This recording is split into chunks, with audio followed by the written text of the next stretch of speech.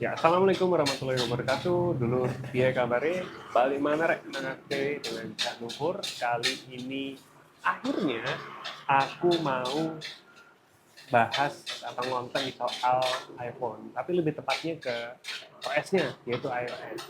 Sebenarnya konten ini kebanyakan bahasnya soal Android ya, karena ya seperti kita tahu Android kalau dibandingkan sama Apple cukup terjangkau dan peminatnya pun tidak tinggi. Tapi aku penasaran karena di iOS terbaru ini, iOS 18, itu banyak fitur-fitur yang menarik yang berseliweran tuh guys di internet, apalagi di YouTube banyak yang bahas itu. Nah karena aku penasaran, kenapa nggak kita sekalian buatin konten juga? Kebetulan HP ku ini iPhone 12 mini ya, dan ini yang paling sering digunakan buat konten sebagai HP utamanya malah. Versi HP ini sementara masih di 17,7. Nah, aku kan nggak begitu merhatiin ya kalau untuk iOS. Ternyata dia bisa langsung upgrade ke 18. Jadi nggak harus step by step, one by one gitu guys. Kalau Android kan dia harus satu-satu dulu ya, kalau misalkan ada upgradean Google-nya. Nah, kalau ini bisa langsung, dan ada pencetan di sini, upgraded to iOS 18. Di sini sih dibilang, nanti bakal banyak membawa experience baru ya, apalagi soal kustomisasi. Apakah bisa seperti Android apa enggak, kita nggak tahu ya. iOS 18, iOS 18 brings new ways to customize the iPhone experience. Customize your iPhone further by arranging your home screen, your lock screen, and control center in all new ways ya. Langsung aja kita nggak usah kelamaan, kita langsung pencet di sini, langsung aja klik update now guys. Ya, coba kita sambil nunggu updatean, kita lihat control centernya atau home screen atau lain sebagainya di iOS 17 kurang lebih kayak gini ya. Tuh.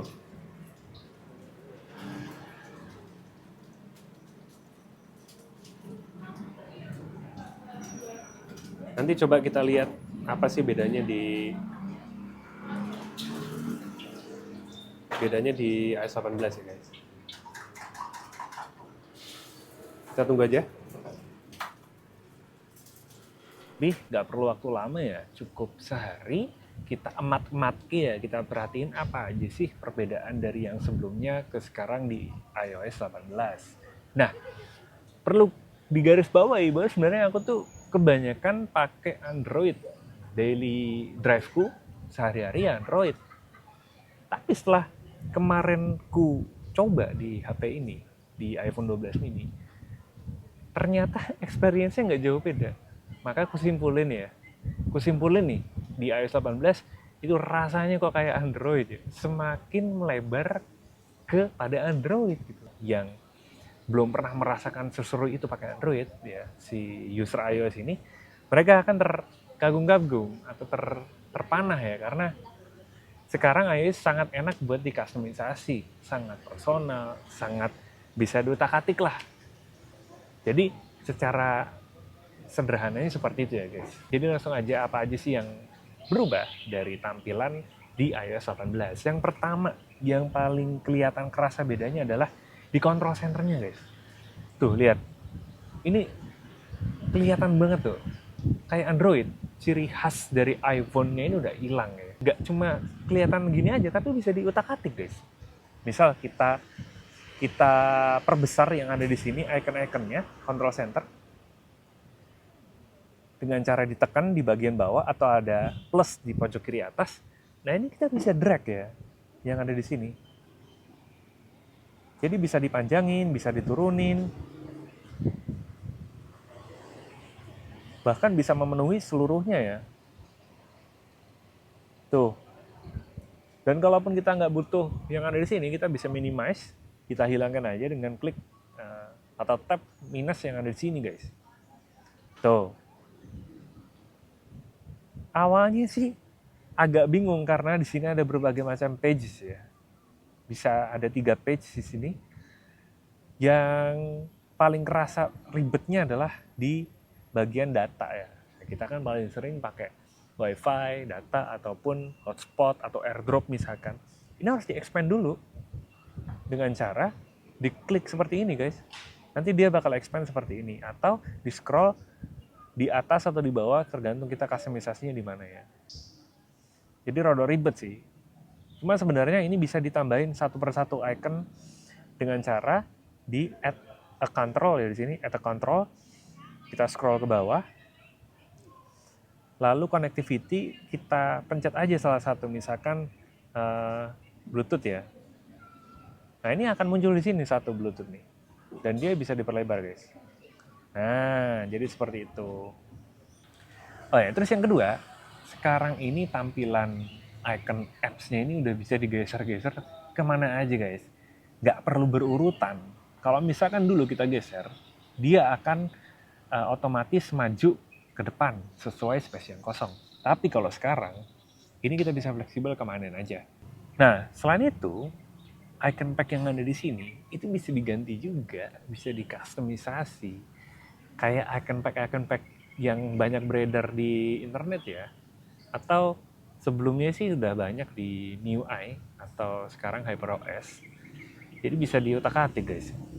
Kalau di sini bisa, caranya adalah tinggal klik edit yang ada di sini di pojok kiri atas, lalu klik customize guys, customize. Nah, di sini ada berbagai macam tampilan, ada light, dark, automatic, dan tint. Kalau misalkan light ya tampilan defaultnya seperti ini. Kalau misal dark, dia jadi hitam guys. Kalau automatic, wallpaper kita nggak berubah, tapi iconnya akan jadi hitam. Nah ini yang kerennya itu di tint ya. Di tint kita bisa modifikasi sesuai warna yang kita pengen mau. Bisa kita ganti jadi warna biru.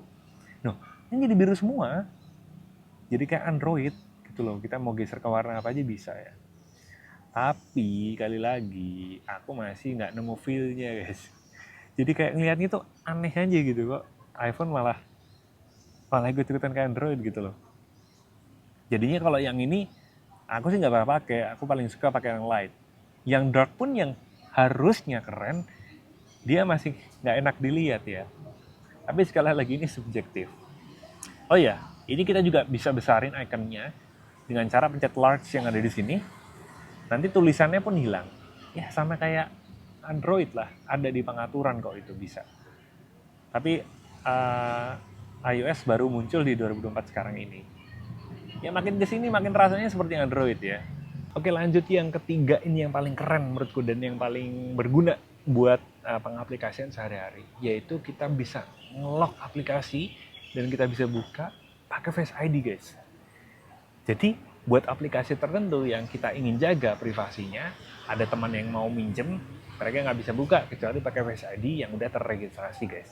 Caranya gampang, caranya tinggal ditahan yang lama di app yang mau kita lock ya pakai Face ID. Misalkan Instagram nih, ditahan aja, lalu klik yang ini guys, require Face ID, lalu klik yang require Face ID guys. Nanti ketika kita mau buka, Face ID required to open Instagram, harus bener-bener di tag dulu muka kita baru dia bisa buka. Asik kan? Tapi sekali lagi ini udah ada di Android, bahkan ada beberapa aplikasi pihak ketiga yang menyediakan hal tersebut. Tapi basisnya sih password ya, atau PIN. Bukan face detect ya, tapi semacam password atau PIN. Bahkan kita bisa hide aplikasi tersebut guys. Jadi kita bisa umpetin tuh. Misalkan kita umpetin nih aplikasi Mega ya. Lalu selanjutnya adalah galeri. Aku paling sering pakai HP ini ya buat konten. Bahkan di konten-kontenku sebelumnya ya semuanya direkam pakai kamera ini. Maka otomatis kita butuh lihat previewnya di galeri. Ketika kita buka, mikir rodok bingung guys. Karena tampilannya benar-benar berubah drastis ya. Jadi butuh penyesuaian. Tapi lama-lama biasa kok. Nah yang paling aku suka, ini kita bisa filter ya di sini. Kita bisa filter mana yang udah keedit. Bahkan untuk sekadar cropping aja, dia masuk ke folder atau terfilter di edit tuh ya, di edited ya. Cut. Oke, selanjutnya itu notes guys, catatan. Aku paling sering buat masukin sesuatu yang tiba-tiba diinget guys. Langsung kita ketik, kita pindahin di notes. Tapi kalau misalkan pencatatan keuangan, aku lebih baik pakai Google Sheet. Tapi sekali lagi, kompleks dan ribet. Nah, kerennya di iOS 18, ini dia kayak ngejalanin fungsi sum ya. Sum, tapi bukan sum if yang kompleks seperti itu. Sum aja, tambahan guys. Jadi kita catat ada pengeluaran kopi misalkan seperti ini. Ya, 10.000 katakan. Terus di bawah makan siang, misalkan 10.000 juga. Terus kopi tambah makan siang, sama dengan dia akan otomatis ngejumlah sendiri guys. Jadi 20.000. Bayangin, sekeren itu guys. Dia udah smart ya untuk AI-nya di sini. Kita pun bahkan bisa coret-coret fungsi matematika juga. Misalkan 4 tambah 2 sama dengan solve 6 guys. Tuh, 4 tambah 2 sama dengan 6 guys. Keren ya. Lalu selanjutnya, sekarang kita bisa nambahin shortcut yang ada di lock screen. Kalau misalkan dilihat, biasanya di bawah ada center sama kamera ya, secara default demikian. Sekarang kita bisa ganti.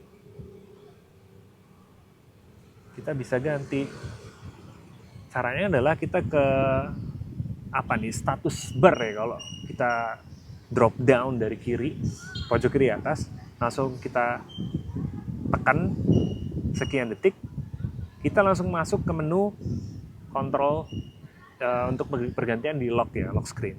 Kita klik customize aja guys, lock screen, lalu di sini ada plus ya, ada minus nih, kita ganti senternya, kita misal mau ganti kalkulator, misal kita butuh hitung-hitungan cepat, dia udah keganti guys. Yang mana sebenarnya ini sudah lama di Android, sekali lagi sudah lama di Android tuh. Ini ku ganti WhatsApp malah, WhatsApp dan WhatsApp Business. Terus apa lagi ya? Kemarin sebenarnya udah sih, cuma gitu aja. Tapi ada beberapa hal yang kalau misalkan diperhatiin lucu juga. Misalkan ketika kita volume up sama volume down ya di sini. Tuh, kalau misal dilihat, dia ada sedikit kejutan. Ada sedikit pop up sedikit ya di volume down nih. Volume down, set. Volume up juga ada. Bahkan di power pun gitu. Set, keluar dikit gitu loh guys. Nah itu menurutku lucu sih, yang nggak ternotis awalnya, soalnya sekecil itu detailingnya ya. Terus yang selanjutnya, kita kalau misalkan ngetik, kita pergi ke keyboard di sini, itu emoticonnya pindah ke bawah, terpisah gini, geser sama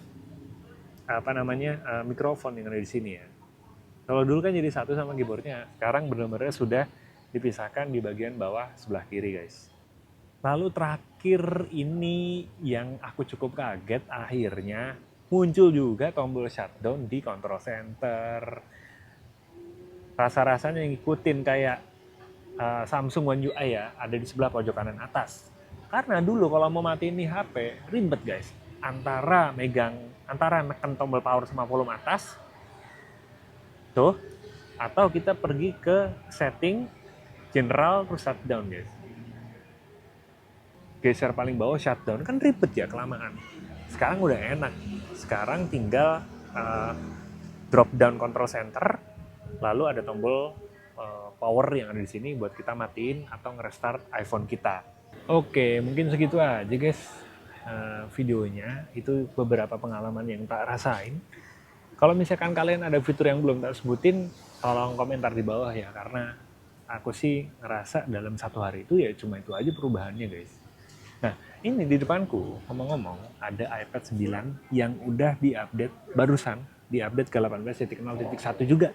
Dan secara experience sama pengalaman sih nggak begitu beda jauh ya. Tampilannya begini, fitur-fiturnya sama yang tadi kayak tak jelasin ya. So far so good sih. Sama persis guys, kita bisa ganti icon dan lain sebagainya sama persis di sini. Jadi, gitu aja. Terima kasih buat yang nonton video ini. Major update sebenarnya, big update, karena tadi kembali lagi, user iOS, user iPhone, atau iPad bisa ngerasain sensasi customisasi personal ala Android. Gimana menurut teman-teman?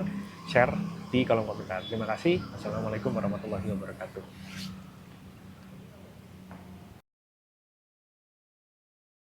Barusan ternotis kalau di updatean iOS 18, ini sekarang kita bisa nge-pause di videonya. Jadi lumayan, ya bukan lumayan lagi, revolusioner sekali untuk sekelas iPhone yang mana dulu ini agak pelit dia. Kita nggak bisa ngejeda, jadi harus full record. Kalau sekarang sudah muncul di sini guys. Memang awalnya nggak notice, karena kita harus record dulu pencet tombol merah yang ada di sini.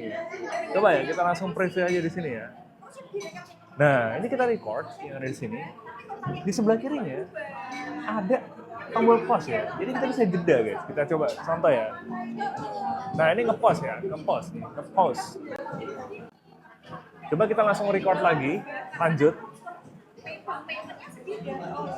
No, akhirnya guys, akhirnya cukup membantu buat kita para konten kreator ya. Kalau misalnya kita mau ngambil apa kayak gitu, nggak perlu repot-repot, harus stop dulu gitu, dan memudahkan untuk diediting. Gitu aja guys untuk video kali ini. Kita lanjut makan. Terima kasih buat nonton video kali ini. Yuk, assalamualaikum.